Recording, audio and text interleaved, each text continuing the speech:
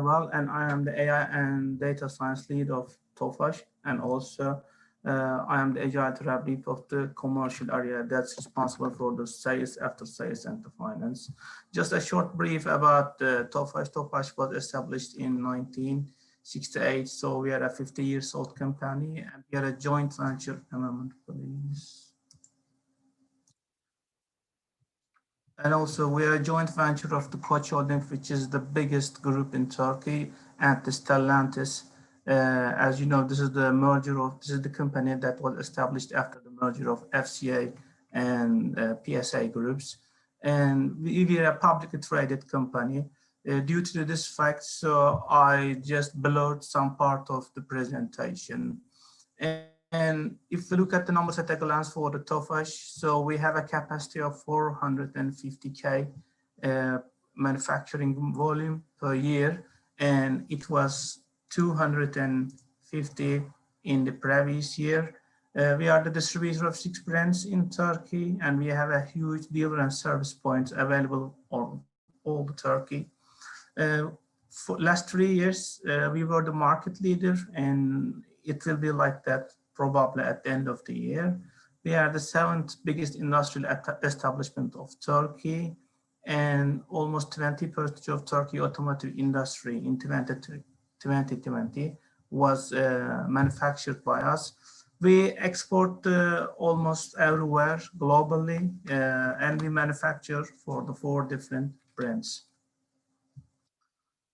In 2018, we were discussing with our CEO and the other C-levels about the AI and data science, and we decided that our strategy, our behaviors, our point of view has to be significantly changed to achieve the goals that we were planning for the next 3, 5, or 10 years. When we looked at the CEO survey of the Gartner, that they performed for many years, within the last 5 years, the technology that will be the most significant in their area is always AI.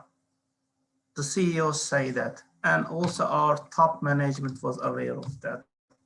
And also according to a similar report by the Accenture, 84% of executives say that if they don't deploy AI, they won't be able to grow. And 75% say that if they don't deploy AI within a short while, they'll be out of the business. And also 76% was not aware of how to achieve it. And in 2018, we have similar discussions with our C-level leaders, because we had previously established a roadmap for the classical ways of handling the data, but when it's the AI cats, it's different. If we look at the past, you know, the BI 1020, the reporting, the data warehouse, the cloud computing area, and also the generic machine learning capabilities, the AI as a service, and finally, the deep learning and autonomous services. If we look at the Tofas roadmap, we already have, you know, the data warehouse, the self-reporting, and also we built our first real AI model, because previously we were building models for prediction. But in the modern terminology, we can say that in 2018, we start to initiate a huge AI initiative on that. And in 2019, we also performed hybrid models that's connecting data on premise and also on the cloud. And also we switched to Python in 2019, and we start with the project portfolio. And now when we look at, we are using a big data architecture that uses different data sources in manufacturing, in commercial area. And also we are processing different types of the data, not on the text or numbers or things like that. And we have a very diversified portfolio, which means that we are not only focusing on manufacturing or sales. We are interested in the quality, purchasing, supply chain, all the directories or all the organizational units in the company. But where is Tofas mapping right now after 3 or 4 years of struggling so much about the AI? You know, the Accenture classifies the companies into three categories. The first one is proof of concept factory. It is usually the IT-led one. That's our people are performing in silos, and also they have low returns. In the second one, the strategical scaling AI is achieved, and people are focusing on big rocks or the advanced analytic problems. The C-level is really interested in the problems, and people are working multidisciplinary. And the last one, industrialized for growth. In that case, it's a digital company, it's an AI company, everybody owns data and everybody just crunches on the data. And also the silos are completely broken and the KPIs are observable. In 3 years, we had some features of the first one, but within 3 years, we performed a transformation from this part to this part. And in a short while, we are targeting this one. When we started the roadmap, we decided that there are three main dimensions. There will be three main dimensions of our strategy or the focus areas.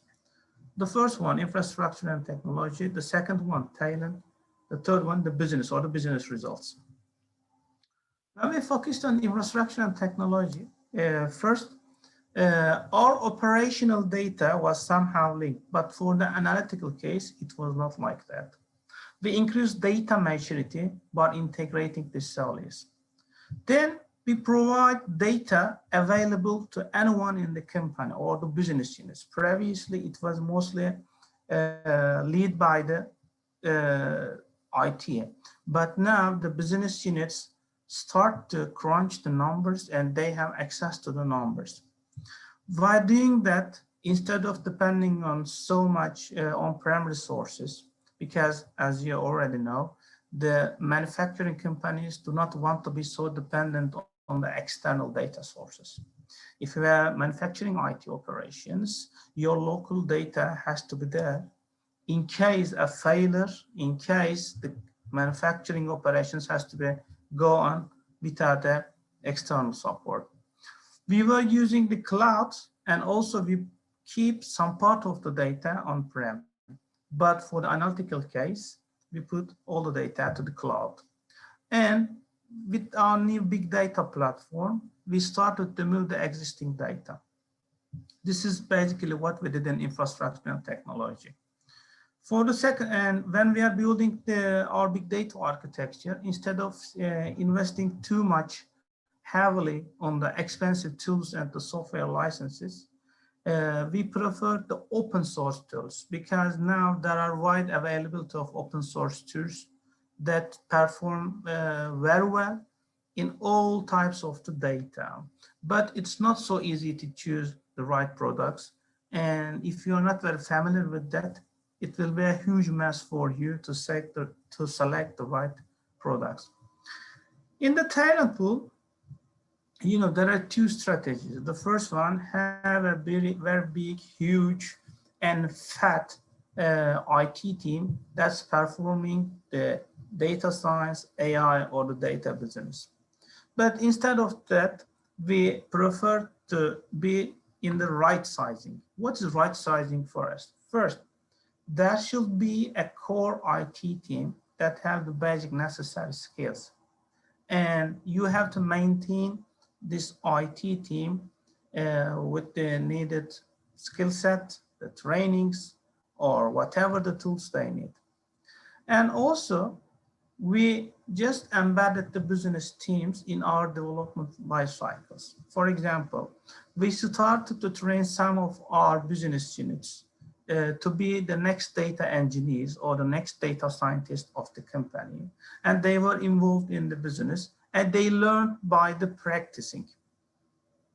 When we just decide about how we will be performing some specific projects, if it needs a specialization topic, for example, in an image processing, the lighting is important. And most of the image processing companies, instead of just having an in-house resource, they use an external company to have the right lighting condition on the area. And we perform the similar thing. If it needs a very specific know-how, now we prefer to outsource. But if we are able to perform it with some skill set development, we prefer it. And also we use outsourcing based on our budget and the human capacity. And one problem about this talent management is that, or this dimension is that, the talent in the AI is hard to find, very scarce, and also very high competition on this talent. So with the resources from the company, we start to maintain and grow this pool, and we are always adding new candidates from the business units or the IT department to this pool, because our observation says that the turnover in the AI related business or the AI based skill is almost 2 or 3 times more than the other parts of the company. And then the third focus area was the business. And we have a very strict benefit cost ratio on selecting the projects after the first few attempts. But initially, we were trying to deploy as much project as possible in different business areas. After all business units started to see the benefits of the use cases, or they learn how an AI project is done in order, we then started to be more selective and we started to eliminate more cases and focused on finding the big rocks. What is the big rock? Big rock is that, for example, you may have a portfolio of 20 projects, and one is with, for example, 50K euros benefit, the other one 70K, 30K, 20K. It depends on your business. Instead of focusing this 20 projects, a portfolio like that, you may say that I'm not interested in any more the 20K, 30K, or 40K, and my highest priority is finding a 500K, 2 million K project, and this is my big rock. If it is necessary, I will just reserve 1/3, half, or in case, most of my capacity just for this big rock. And initially, you have to just generate a portfolio widespread around the company. But after you perform this, you have to focus on big rocks to increase the benefit over cost ratio.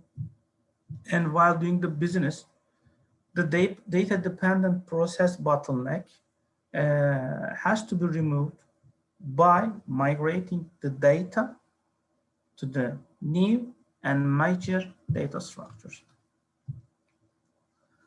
A sample of what we did in infrastructure and technology. Our big data infrastructure at a glance will be like that. We have a manufacturing vehicle data, manufacturing quality data, or the data types like that, or for example, some specific tool data. We have SAP ERP. We have also a connectivity solution that we developed in-house. All the data is combined, transformed to our analytics platforms and transformed to our analytics platforms. Some are in cloud. Yeah, we use Microsoft Azure, and also some are on-premise. And after the analytics are worked on that, we may present them to the end users, either for monitoring, either for BI, either for web applications or the mobile applications. After generating this solution and our big data architecture, we needed a third eye, an external company, to review it and to judge it about how it fits our next goals in the AI and the data science. And we also got a consultancy from the Fraunhofer, and according to their overall inspection and analysis, our big data infrastructure was enough for the next steps of the Tofas in AI. And also we built a roadmap, and we still have a roadmap for the next years, which areas, which data that will be moved to this big data infrastructure. And the result of the big data infrastructure was like that. If we were using a single data source, a data science project was, the data processing, the initial data processing was taking 8 to 16 weeks. And we have multiple data sources. It was 9 to 21 weeks. But after deploying our big data infrastructure, now we decreased the time we spent on this process 30 to 50% based on the project type and the data type. Our advanced backbone for big data is now analytically joining the customer, product, manufacturing, and employee data that we use to deploy the projects. Second, in the talent area, what we have it, first, we clearly and exactly explained who's a data scientist, what they do, and what the skills they need. We need to be fast to have a data science team, and we reskilled our previous BI team to data scientists and data engineers. And whenever we need extra capacity, we hire from the business units. We were a manufacturing company, and we were very lucky because we have lots of people from the engineering background. And when we look at the skill set of the data scientists, they are good at math and statistics. They have the domain knowledge and soft skills. And we have to improve their programming and database and communication and visualization skill set. And from 2018 to 2021, we have constant growth on the size of this core data science team. And we also made a benchmark about how it performs, because another option was, building a huge IT data science team. And we saw that this approach had 3 times efficiency, because especially when you are first in this business and we are trying to boom from scratch, at the first part, having a very big IT team may not be the real need. Finding the right business solutions or a distributed portfolio may be a better one. And during the reskilling, we defined AI reader roles and the skill set they need. This part is mostly business related, and also all the IT people should have this one. And their main responsibility was exploring data and discovery, finding the use case, and being the business translator. We trained 10% of the Tofas office workers with this new AI reader role skill set. And we are adding new candidates to the pool because of the turnover. And the second roles related with the data science were the core data science team. Data cleaning and preparation, model building was their main responsibility. And the size of this part is very low compared to this one. But now this skill set is available all the organizational units, because people usually focus on manufacturing, people usually focus on sales, but we have people from even the corporate communication, even the internal audit department. And we just binded the AI with our principal success factors of the company and the priorities. And we link them to the strategic targets in industrial area and the commercial area. To just give an example, the transformation from the time-based maintenance to heat-based maintenance was a critical issue in the manufacturing companies, and we focused on that. For example, previous year was not a good year to optimize the stocks and a supply chain, but we also focus on the stock optimization. For example, how many items you have and average days in the stock, and also the quality. For example, in the connectivity, we have a connectivity application, and it was AI driven, and it was one of our principal success factors that we already defined, and we focused on that. Instead of doing everything, we started to be selective. These are the sample projects from this year. I don't want to go into details. And for example, we have image processing, we have speech processing, we have AI-based car assistance, or the normal, all types of the prediction.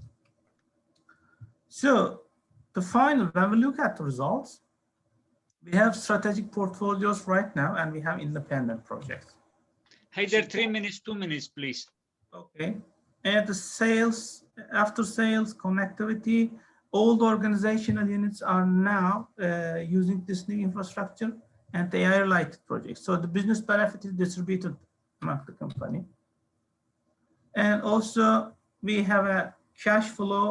In addition to that, a very successful customer experience in differentiation. And we rescaled 10% of our office workers. And also some suggestions for being the big rocks. You know, our observation is that finding the big rocks is a top-down approach.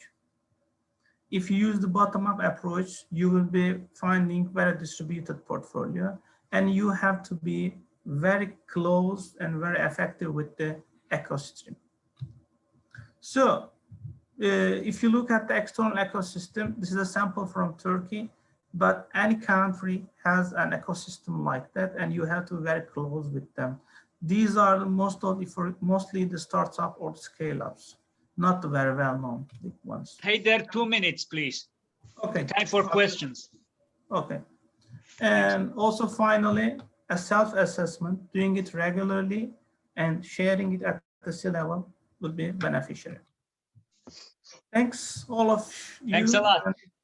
Thank you for the presentation. And sorry for pushing you into that. It's just online world and we cannot prolong the timing. There is Rajit is writing on the chat area, very informative session on the approach and the success factors. Thank you, Rajit, for your information. If there is any questions, still we have 1 minute.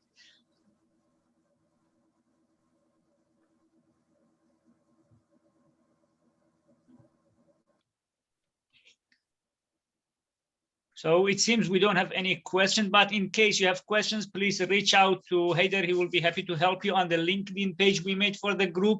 I shared it here on the chat area, the LinkedIn group, so that you can join it as well. Haydar, thank you very much.